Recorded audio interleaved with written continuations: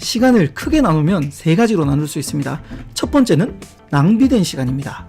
두 번째는요, 소비된 시간입니다. 세 번째는 투자된 시간입니다. 자, 이 세 가지의 차이 하나하나씩 알아보겠습니다.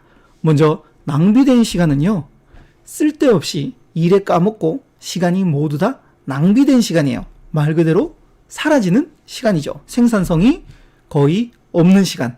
물론 스트레스라든지 안 그러면 뭔가를 이렇게 약간은 풀 수는 있지만 우리가 금전적으로 봤을 때 생산은 없는 시간을 낭비된 시간이라고 할 수 있습니다.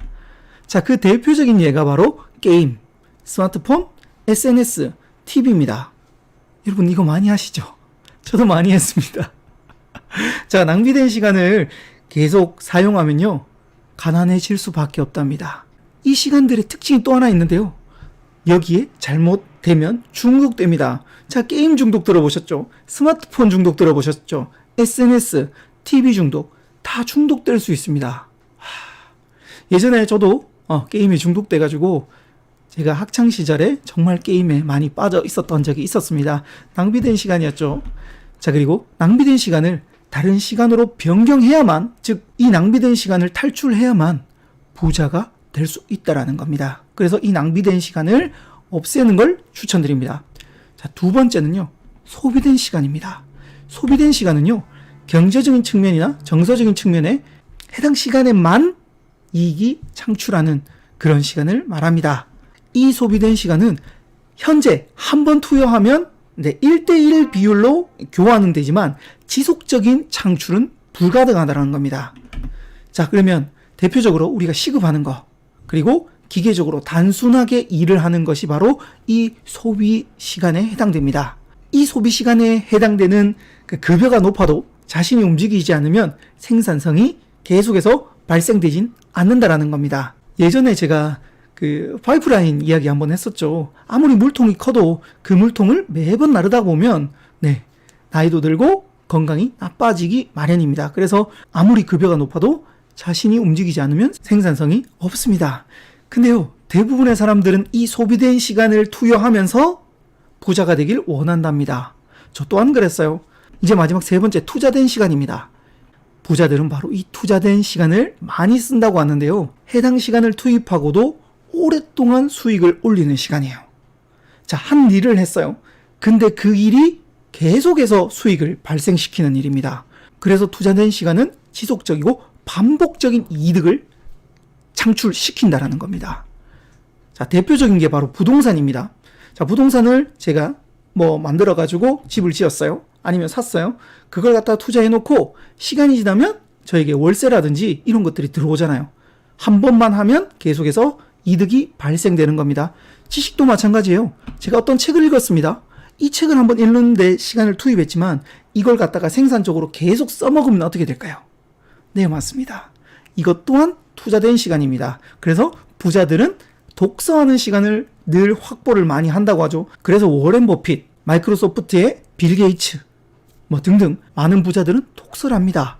왜냐하면 바로 한번 그 책을 읽으면 그게 평생 다음에 선택을 할 때 혹은 이윤을 창출시킬 때 도움이 되기 때문입니다. 즉시 이익을 가져다 주진 않지만 오랫동안 소득을 발생시키고요, 비즈니스에서 가장 높은 가치를 가진다고 합니다. 자, 그래서 부자들은 낭비된 시간, 소비된 시간, 투자된 시간, 이 세 가지 중에 투자된 시간에 많은 노력을 갖다 붓습니다. 와, 저는 이 세 가지를 알고 깜짝 놀랐습니다. 저를 돌이켜보니까 낭비한 시간이 꽤 많았어요. TV 보고, SNS 하고, 게임하고. 두 번째, 제가 주로 포커스를 맞췄던 게 소비된 시간이었습니다. 강의를 한번 가서 어떻게 하면 수익을 더 올릴 수 있을까, 이런 것들을 많이 봤어요. 와, 그랬기 때문에 제가 부자가 못 된 것 같습니다. 진짜 중요한 건 지금 깨달았습니다.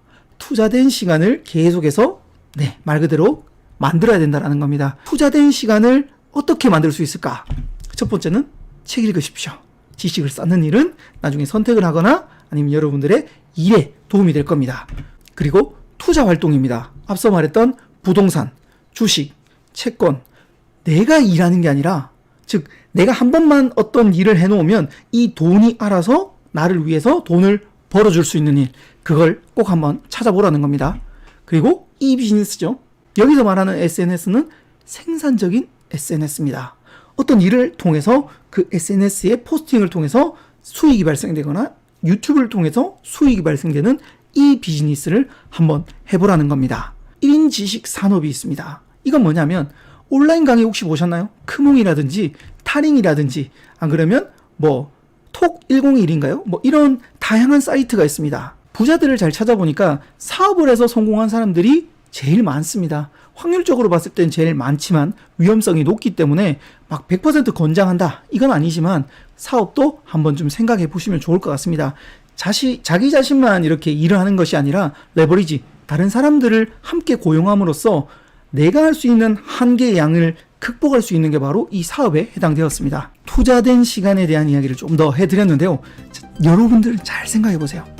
낭비된 시간을 지금까지 많이 썼는지, 소비된 시간을 많이 썼는지, 투자된 시간을 많이 썼는지, 앞으로 여러분들이 만약에 부자가 되고 싶다면 이 세 가지 시간 중에 투자된 시간에 좀 더 포커스를 맞춰 보십시오. 한 번 시간을 소모했지만 계속적으로 생산을 불러일으키는 일, 그 일을 찾아서 여러분들도 꼭 부자가 되었으면 좋겠습니다. 론 무어의 레버리지를 참고했습니다.